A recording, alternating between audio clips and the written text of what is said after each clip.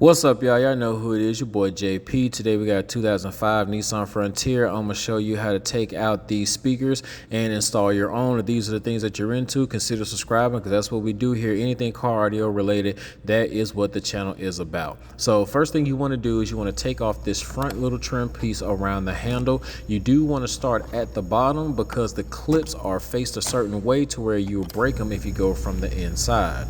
Next, once you get that off, you want to come back behind the handle again and remove this other trim piece because it's going to reveal a 10mm screw, which is important to take off. Next, after that, you want to go to the handle and you want to remove the handle because it will reveal two more 10mm bolts. Now, the two bolts holding the door panel under the handle are a Phillips head bolt, but the outside diameter is still 10mm, so I want to use one socket. That way I don't have to change so many bits and it makes the install time go by a lot faster. Now, there is a harness behind this window switch, but there's not a screw that's holding the door panel behind it. So usually I will pop that off and remove it first, but this time we're just going to take the whole door panel off by itself. If you go to the bottom of the door panel, you're going to see a small hole that's perfect size for our panel popper tool to go behind that panel and release some of that pressure from all those clips, and then we're just going to use our hand to pop everything else off along the way.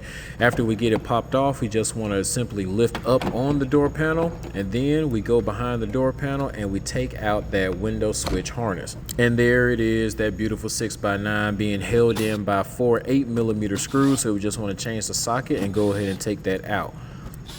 Now that we have the 6x9 out, we want to remove the speaker harness from that, and then now we have it perfectly removed with no damage done to anything. Now the rear doors come off the exact same way, but I want to clear up some confusion when it comes to the speaker size because the actual size of the speaker is a 5 1/4, but they do make two different brackets for the rear doors on this vehicle, one for a 5 1/4 and one for a 6 1/2. So what we're going to do is we're going to get the one that actually mimics the exact size and shape of the original speaker, and it's going to allow a 6 1/2 speaker to go in, so we're going to get more cone area and more sound coming out the back. So that's the one that we're going to use. Now the customer did get us a speaker harness, so there will be no splicing of the wires. We also don't have to worry about what's positive and negative because the speaker wire does all that work for us.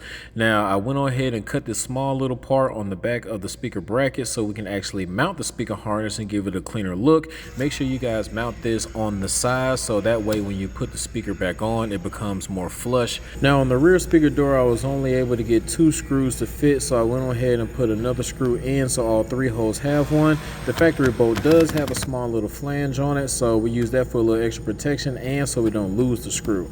On the front doors, the 6x9 has a small ridge at the bottom that will need to be cut off in order for the 6x9 to mount flushly. We're going to use our speaker harness on the front as well as we mount the Kicker KS 6x9. And with all 4 doors installed, we have this thing looking and sounding real good. I want to take the time to thank everybody who support the channel, whether you get one of the fan subscriptions from jpsauto.com or Patreon, or you hit those links in the description on YouTube. All that goes a long way with me. So till next time, this your boy JP signing out, telling y'all to keep going and keep growing and have a blessed day. Peace.